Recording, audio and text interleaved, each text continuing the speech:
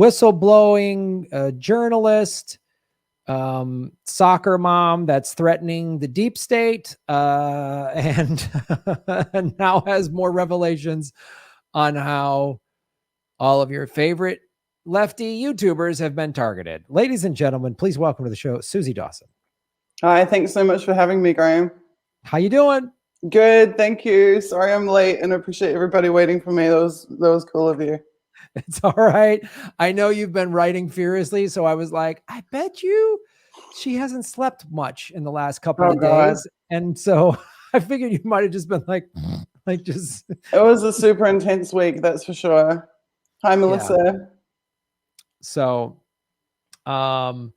it's great to have you here. I just want to check something real quick with my sound. There we go. Okay. Let me make sure I got this all correct here. What I'd really like to know is who has had a chance to see the first WL Dragnet piece that we published this week. What did you think of it? What questions have you got about it? It's a pretty intensive piece of writing. I think it's about 7,500 words. It's actually just the first revelations out of this series of documents that we've obtained. So to give you some background, Talk Collaboration is a publication sponsored by Panquake.com. It is the publishing arm of Panquake. We cover big tech, internet freedom, privacy, law, surveillance, security, all of that type of good stuff. Really wanting to keep our community and our audience up to date with everything that's happening and these topics of interest that relate to why we're making Panquake and why we need Panquake. And also to educate ourselves and to make sure that we are also up to the play on these issues. So we've been releasing video and article content every single week for about three or 4 months now. And we also publish in several different languages, in Spanish and Portuguese, French and German, as well as English. So definitely check it out and subscribe if you haven't. You can subscribe for free, or if you want to support the amazing staff that are working on to produce this content, you can also choose a paid subscription option. That's at talkcollaboration.com. I will type it into the chat. I hope chat lets me put links in. I think it will. Yeah. You can put a link into the chat, and Kate can, our moderator, can put it up there. So I really, for anyone out there, if you haven't, please go to read the WL Dragnet piece that Suzie has just put out there, and it'll be the first of many because it's pretty in depth and really spells out things that we all sort of knew, suspected, but it really confirms it, and then also goes into further detail how they go about it. Really, it's their operating manual. And so I wanted to, I urge everybody to read it if they haven't already. But I wanted to talk to you, before we get into the specifics of it, is how did you get a hold of these documents? Because these aren't they're not hacked or leaked. They're just on the internet, and they're literally internal memos. They're Air Force documents. I mean, they're very, very clear what they are. Absolutely. So we got sent one document a couple of months ago from someone who had stumbled across it on the internet. And that document, at first when we looked at it, we tried to consider all possible sides for how this document could come about. It could be produced. We thought maybe this could just be produced by a WikiLeaks supporter or an academic or an enthusiast or someone who just really wants to closely follow the entire WikiLeaks support network, because that's what this document was. It was a map of all of the supporters of Julian Assange and WikiLeaks globally at the exact time that he was kicked out of the Ecuadorian embassy. So the document itself was actually generated within 6 minutes of Julian being expelled from the Ecuadorian embassy. And it was a social network map. So it was showing people who were talking about various keywords or on specific hashtags, or were engaging in conversation with each other about Julian's situation. And then the graph itself was comprised of 60 different subgraphs. And each of those subgraphs were targeted at specific geographic regions and their support for Julian in those geographic regions. and it was in multiple languages. Like it had press freedom related keywords or social movement keywords in countries all around the world, countries all across Western Europe, countries in Asia and Central Asia, even China. They were even tracking support for Julian in China, which was, a bit of an anomaly. How, like, what regular person would know what the native language keywords are for press freedom in all of these foreign countries? Like, it's very unusual. And then we saw there was lots of attempts to tie WikiLeaks to Brexit in the UK, or to tie them to Donald Trump in the US, or different political angles in the social network map.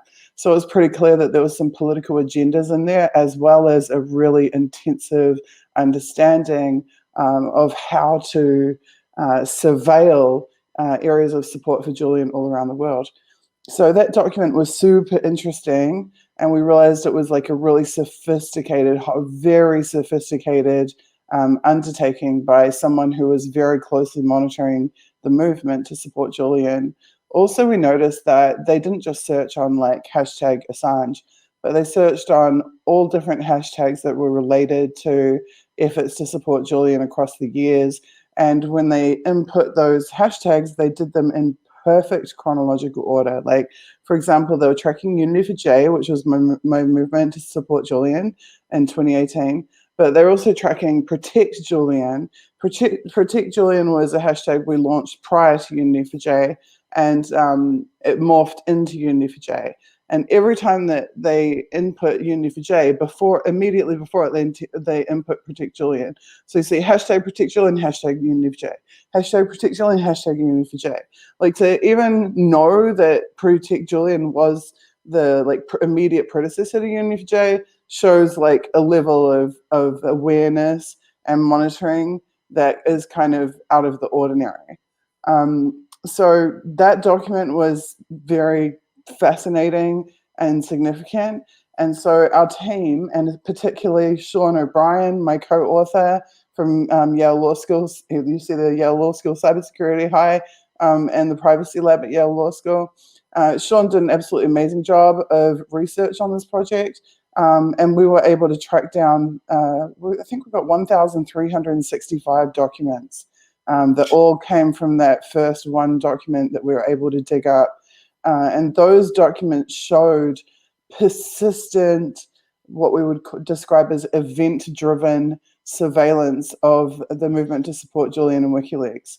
So just as the first document was based around the precise day and time that Julian was kicked out of the embassy, other documents are based around basically any time that there is a major development in Julian's case, like when Suzie Dawson recently recanted his testimony, boom, social network map. So anytime something happens that's interesting, these people are instantly profiling who is talking about it, who's engaging in the conversation. It's really, I mean, I remember April of 2019 when he was thrown out of the Ecuadorian embassy. I think Ron Placone and I were on the road, and we were just like, what is going on? And we were all tweeting about it, and to know that we were being like put on a list, and it's just kind of staggering to me, in a sense that, like, comedians, I remember Ron and I talking, I'd be like, I know I'm not on the top of anyone's list, but I know I'm on a list, and this just confirmed it. Like, I knew the stuff I talk about on this show and what I put on social media puts me on a list. And so it's really, in the one hand, it's sort of like, I mean, when you were showing Jimmy and I documents, Jimmy Dorn, I mean, I was joking with Jimmy. I said, Jimmy, when we did this bar gig back in the 90s in Wisconsin, did you think we'd be on a private intelligence list? And no, but it's kind of, we're in crazy times. And it's good you guys came up with this, or found this information, especially leading up to we'll talk about Julian's trial in a little bit, but the last 2 days, where they wouldn't even let him in the courtroom, even though that's his right. So I wanted to go one of the things too you uncovered is how afraid they are of someone who they call a bridge, who bridges separate groups, and why then, like Jimmy was doing that with Force the Vote, and why Force the Vote just seems so like unnaturally became this caustic fighting thing. And you have documents to show that, oh, he was targeted, and they deliberately divide and conquer, and they use, I mean, their tactics, how they were used. I mean, Jimmy was targeted because he tried to bridge gaps. It's like when Jimmy goes on Tucker Carlson, he is smeared, and some people are just people that are pissed off and don't get it. But that stuff we're seeing in these documents and in your reporting, that they fuel that on social media, this sort of, digital witch hunt with their troll farms to then stir up like, oh, Jimmy's a fan of Nazis because he interviewed a Boogaloo Boy, or he loves Tucker Carlson, so he hates, whatever, immigrants, or whatever they're going to try to throw around his neck, when he's just trying to like bridge the gap of like getting literally on the air live. He got Tucker Carlson to see Jimmy's argument on why Assange should be freed. I mean, that's what they don't want. They want us in our little camps. They want us to be team Fox or team MSNBC or red state, blue state, or team vaccine or team ivermectin or whatever. They want us on these teams fighting with each other. So go into what you've uncovered, how they target people that form bridges. Okay, so the what of the publishing is the 1,365 documents, these social network maps, which I was just explaining about. And then we get into the who's generating these maps, who's behind this. Because like I said, at first we thought maybe it's just some supporters, maybe it's academics, maybe it's just casual observers. But it's clear that it's not. It's highly sophisticated professional people. And when we got into the who is behind these, we discovered these maps are generated by a technology called NodeXL. The chief evangelist and promoter of that technology is a guy called Mark Smith. Mark Smith is connected to several entities which appear to be very strongly connected to US intelligence, US government. So, for example, NodeXL was originally pushed by a company called Morningside Analytica, which was rebranded, got $8 million of funding, and became a company called Graphica. Graphica is one of the major sources for Russiagate congressional testimony.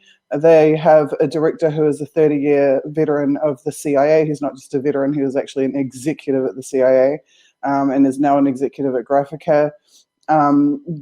Mark Smith and NodeXL have a for-profit contracting arm called Connected Action that uses NodeXL to run reports, including periodic automated batch reports for the 5 biggest US defense contractors: Raytheon, Lockheed Martin, General Dynamics, et cetera, et cetera.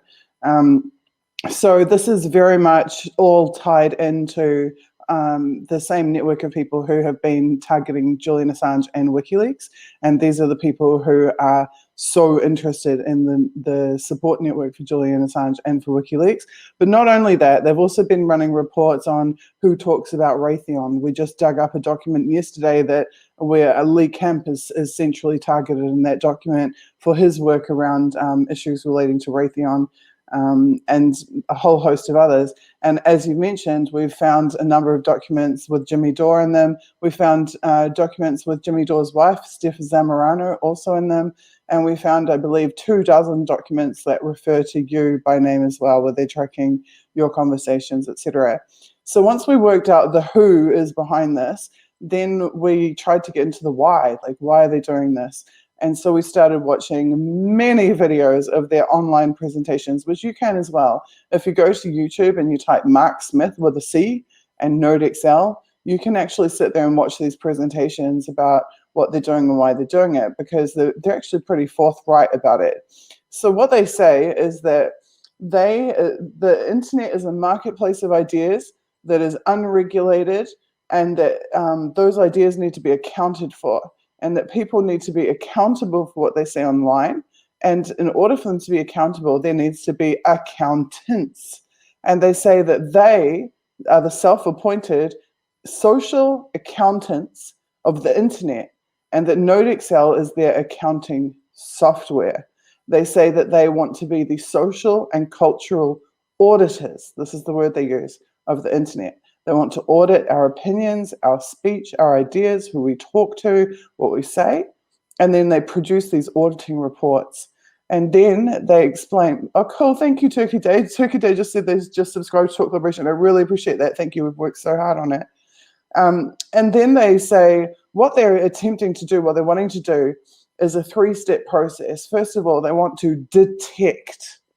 And that is what this NodeXL software is doing, is detecting who is in support of Julian, what are they saying about Julian, who else are they talking to about Julian, etc., etc. Someone's saying, WTF, exactly. Do you feel like you need the internet to have accountants that are connected to US defense contractors and the CIA? I certainly don't feel that I need that at all. In fact, I think it's pretty unconscionable. So anyways, step one is detect us who are having conversations that should, I might add, be protected democratic speech. These are our political opinions. Under international law, under Bill of Rights, this is protected speech. We should not be detected for engaging in it. Then the second step in their little process is deflect.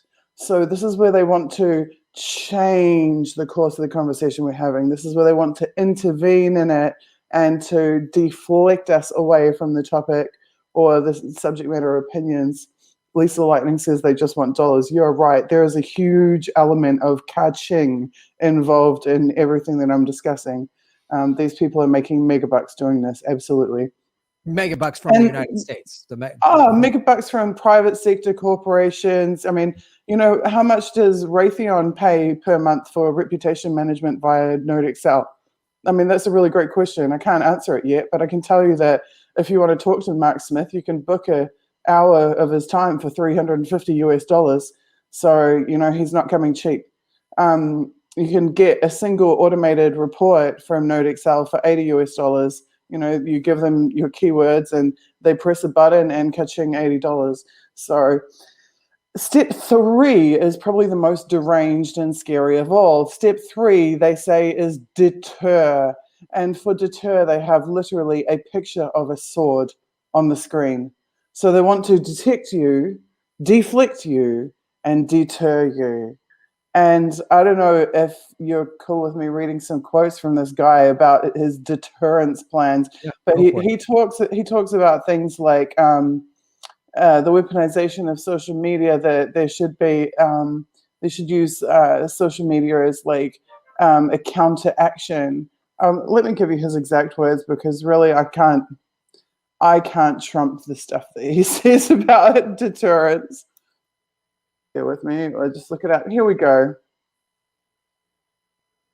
Smith explains there are 3 things necessary to essentially domesticate information networks, and that is detection, deflection, and deterrence. Detection is when you know you're under attack. Deflection is what you do as a result. And deterrence is where you have a reaction so severe that people don't bother to attack you in the first place. Oh my God. And it just gets better and better. There's a direct quote from Mark Smith. If I tell you you are being attacked right now, what do you do about it? Then what? Then, of course, deterrence is the idea that if Mr. Putin is sitting there going, hey, we're going to mess up American politics more, we say, would you like to see Mr. Navalny become a cult leader? We can make that happen. Maybe you would like to back down then, because in the same way we have mutually assured destruction on the nuclear weapons front, we would have some kind of mutually assured destruction on the social media epistemological battlefront. So this is how these people behind NodeXL see social media. They see it as a battlefront. They talk about it as the battlefront, as the battle space. And that's exactly the same type of language that we hear coming out of US Cyber Command, US government, Department of Defense, Pentagon, etc. And there is another whole dimension that relates directly to those entities in our subsequent reporting that's coming out in the new week. So stay tuned, because it gets a lot more sinister than just Mark Smith and NodeXL. But this is what they want to do. They want to be the little social media police force of all of us, and then they want to deter with a picture of a sword anyone from saying things that they don't want us talking about. I haven't forgotten your question about the bridge, so I'll quickly answer it. Okay. In our reporting, this is explained as well. Mark Smith talks about how any viral hashtag has only 1% of people at its center. So what these NodeXL lists are doing, that your name's on, that Jimmy's name's on, that my name's on, I mean, I'm named 6 times just in one document, and particularly the embassy expulsion graph. What they're doing is they're trying to weed out the 99% who are just amplifying content and get to the 1% who are generating and driving content, so that they can then target and deflect and deter that 1%. And these are their words. They say they're going after the 1% that are at the center of any conversation or any topic. So they can detect and deflect and deter us from being able to do that. But it is very true that what we see in these lists is, in the top 10 lists, you'll have like big influencer accounts like WikiLeaks with 5 million people. Then you'll have someone like a WikiLeaks activist humanity who has 500 followers. And you think, how can it be that, I'll use her as an example, I know she won't mind. She's a single mum from the suburbs in Aussie. She's putting herself through school while she raises her kids. She is not connected to any group, not paid by any group. She is just a person of conscience who cared about what was happening to Julian and who spoke up about it. And she has been reporting having significantly adverse experiences in her real life as a direct result of her activities on social media. And how someone like her is listed next to someone like WikiLeaks is because, according to Mark Smith and NodeXL, these low follower accounts that appear on these lists are what they call bridges. So a bridge is, they call it influence as a hub because they have a lot of connections. Like Jimmy Dore is a hub. He has an enormous amount of connections, but he can also be a bridge if he spans multiple different social groups and micro communities who are then connected to each other through him. And so what they talk about is how breaking the bridges, getting rid of the bridges, burning the bridges, separates out those communities and keeps them separate from each other. So exactly as you explained, Graham, they want to keep us all separate in our little siloed groups. And anyone who is bridging those communities and thereby making the whole community much larger are actually more dangerous from the perspective of the people doing the targeting than a hub that has a very closed, even if large, closed social circle. Yeah, I mean, that makes sense, because I mean, it really, I mean, this is historically what they've always done. I mean, now this is just the digital modern version of, I mean, I've talked about this numerous times on my show. Anytime somebody unites, the threat. Like, I mean, when Malcolm X and Dr. King were at odds with each other, they loved it. Great. The Black community is divided. But when Malcolm X and Dr. King started to see eye to eye, well, they had to take them out. When Malcolm X, was like reaching out, they took him out. When he's reaching out to Dr. King, they took him out. When Dr. King started talking about not just poor Black people, poor white people, when he started giving speeches that focused on socialism and guaranteed base, UBI, and being critical of the Vietnam War, they took him out. When Bobby Kennedy was talking about the poverty of all the different ethnic groups in America that were suffering from severe poverty, and he was anti-war, they took him out. They took him out the old school way of bullets. They don't let him. So now, and we've seen now, they will never even let somebody like those guys they will never even let them get that close. I mean, Bernie Sanders is a fine example of he got kind of close, but we really see how he was just like the perfect sheepdog to rally everybody together, give them the money. Oh, the revolution, Bernie revolution. And then he just stops, and now everybody's fighting with the whole left is fractured and fighting with each other. You see, wow, he was very, very effective at that. And you see what social media is now so they'll never let somebody, I mean, Jeremy Corbyn in the UK, they're just never going to let somebody like that has populist, progressive platforms that would unify, because that's the other thing too. I mean, when you see these folks that are huge bridges. You know, like after Bernie lost in 2016, he did this town hall in West Virginia, this very red, working class, white, you know, Trump supporter group. All were like, man, this guy's on my side. He's fighting for me and my rights and my kids. And so we got to get rid of that. They need to keep us divided, distracted, and afraid. That is, and you just confirmed it with all of this. Because if you bridge gaps, and that was the thing when you and I met, you were doing Unity for Jay, and it was like, I remember being on there with like, you know, Ray McGovern, and then what was it? I think Cassandra Fairbanks, you know, just she's a Trump supporter. She's a right, but we all agreed on press freedom. We all agreed on what they were doing to Julian Assange was wrong, which you can see why the Julian Assange, you know, WikiLeaks press freedom movement is such a threat, and why you've seen so many clear, like, people that have been deliberate infiltrators. They sound like they're big Julian advocates, and they get in there and fucking fight with everybody and stir up shit. And you're just like, I wonder who's paying them. And I'd be curious to know all of the big pro Assange people that aren't listed in any of these documents. That might be like, oh, that's curious that this person that's always sort of in the middle of some sort of fight is not listed by these groups that have been targeting us. So I wanted to ask you this question, since thank you for showing why the bridge is a threat and why this is important. And I want my audience to really understand this, because why this work is important.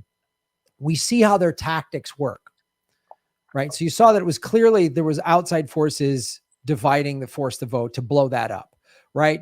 We've seen, you know, and the vaccine and COVID, I'm sure just is a very personal thing for a lot of people. So, but there's no way they're not in there stirring that up somehow. I mean, I find it hard to believe they're not, because when I was getting attacked for just posting on Twitter that performers have the right to feel safe on stage, and you were like, Graham, you're being targeted. Like, you just said it flat out. You said, I can tell you're being targeted. But I wanted to ask, is there anything in these documents that could potentially give somebody a case in court? Like, is there any laws that they have clearly broken, that there's now documentation that someone could get a lawyer and go, they've targeted me, they've slandered me, they've smeared me, they've hurt my ability to make money? Because if I could sue these godless fucks, I would. Or just, you know, get a team of people to find out where they live and just fucking hassle them morning, noon, and night. Just like drop water balloons on them and shit like that. So I don't know. Have you uncovered anything in here? I know you're not a lawyer, but I know.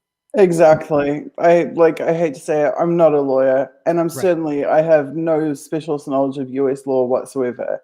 I know that there are a lot of very unhappy people now who found themselves on these lists and are starting to understand the scale of the monitoring operations that they've been subjected to, who have a lot of questions now, including whether there should be some type of class action lawsuit, or whether they should be filing FOIA requests or trying to get more information about who are the paying clients behind the generations of these lists. That's a really good question for a start, because NodeXL itself is just a technology. Anyone can use it. You and I can go to NodeXL and type in 10 different species of cats and run a report on, you know, who's talking about Siamese cats today, or whatever, French poodles.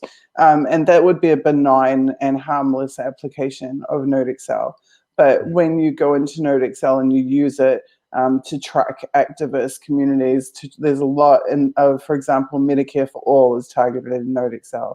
When you use NodeXL as a tool to profile activists and even just regular citizens who are talking about sharing their political opinions, when you use it for the purpose of surveillance or as a tool for mass surveillance, and where it's not just passive surveillance, but where you're then taking real world and online actions as a result of the knowledge gained by that surveillance, then that's another question. That's a different motive.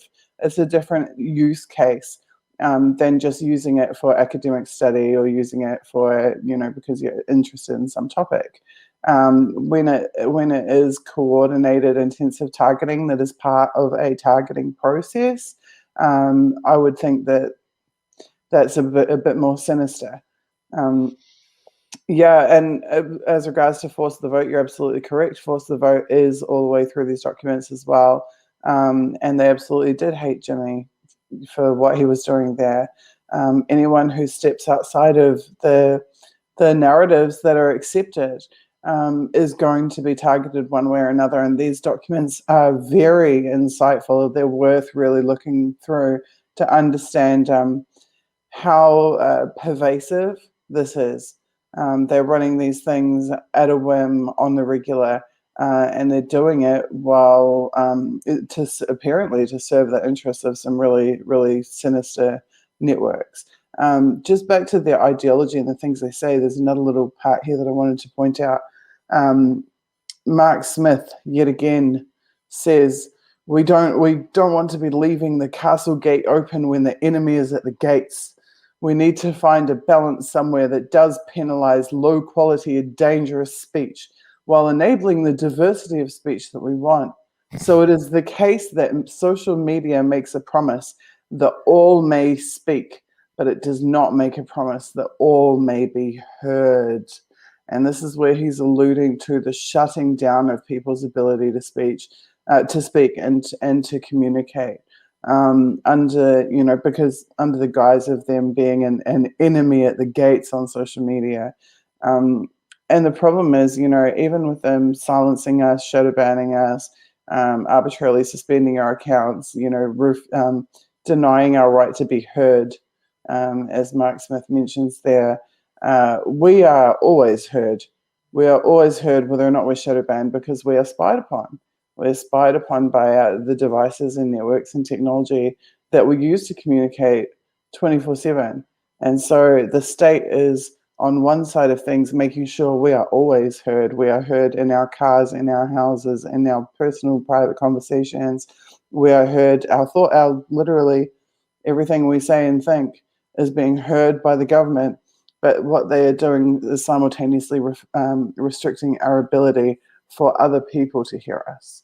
So they're breaking our communications channels with each other, silencing us, and at the same time making sure that the government, the security agencies, the corporations, they can hear everything. Sorry, I know it's so dark, but it's just the factual situation we all find ourselves in, these days. And it's so psychotic. I mean, they're sociopaths. The world is run. The people in power are sociopaths.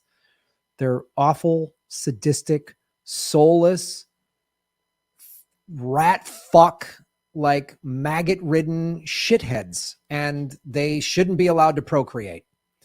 They also constantly contradict themselves. Like in another one of Mark Smith's quotes, he says, this is where he's carrying on about them becoming cultural auditors and cultural accountants. He says that they are the ones who can tell us if a hashtag's growth is authentic. He says, are these ideas actually, as they claim, a reflection of a majority's opinion, or are these in fact the amplified opinions of a minority? And so in democracy, we need to be able to accurately assess the opinions of our fellow citizens. So it's interesting because just a moment ago in the prior quote that I read, he's saying, oh, well, of course we want to respect diversity. But here he's saying outright that the opinions of the minority are not welcome, and that if you're not conforming with the opinions of the majority, then you should be deflected and deterred. Jesus. Wow. I guess the much more sinister element to this that we should recognize is we went and started talking to people who are named in these lists because we wanted to know what is happening to people who are named in these lists. What are their experiences? And that is where probably the most significant findings in this reporting are 100% of the people who we interviewed, who were listed in these targeting lists, have experienced mobbing by coordinated troll networks online. I think it was 60% of them have had smear blog posts written about them on dodgy websites, trying to destroy their reputation.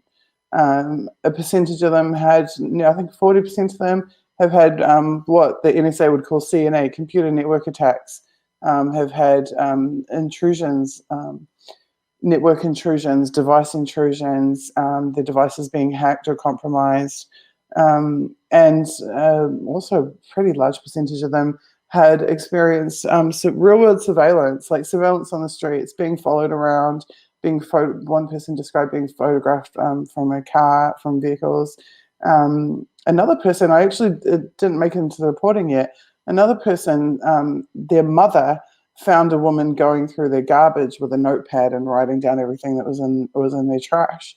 So it's very clear that there is a tie between the online targeting and real world targeting, and that it does cross that barrier from cyber and social realm into the real world.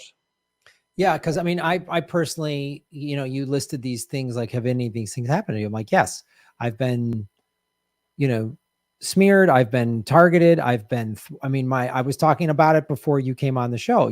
I was at 78,000 YouTube subscribers. They've demonetized me. I haven't been able to make a penny from YouTube for the last 8 months. So they're really trying to hurt my ability to do this show, because this is how I make my living. And they have throttled my numbers. Now I'm like 77,000. Like, people are unsubscribing to me. My Twitter has been stuck at 32,000 followers for like years now. And it's funny, like Rockfin, which is blockchain cryptocurrency platform and totally outside of big tech, I got 40,000. I went from about 15,000 followers in February to now 40,000. Like, those numbers over there aren't being stopped because they don't have control over that. And so you really see, I personally have been throttled and attacked. I've had copyright strikes for bizarre, like a video from a year ago. They have done this numerous times, and they've really tried to hurt my ability to make a living, and which encourages self-censorship, right? So like, oh, don't talk about that. And I know YouTubers, when all the demonetization started rolling after the January 6th, insurrection at the Capitol, I was like, they're coming for us. And then I talked to some YouTubers like, well, I guess I'm not going to talk about this or that. I'm like, yeah, you're self-censoring, which is another victory for the deep state. Hey, everybody, thanks for watching. We are still in our 9th month of demonetization from YouTube. So support what we're doing at patreon.com/Graham Elwood or rockfin.com/Graham Elwood, which is a blockchain cryptocurrency platform. It's free to sign up, and there's a premium level at $10 a month. And for that, you get everybody on the platform's premium content. Myself, Lee Camp, Ron Placone, Jimmy Dore, Whitney Webb, Kim Iverson, Abby Martin, and many, many others. You can also support what we're doing at Venmo at Graham-Elwood, and go to GrahamElwood.com. We have a PayPal button and a PO box. I also have crypto wallets, which are all in the show notes. Thanks for supporting what we do.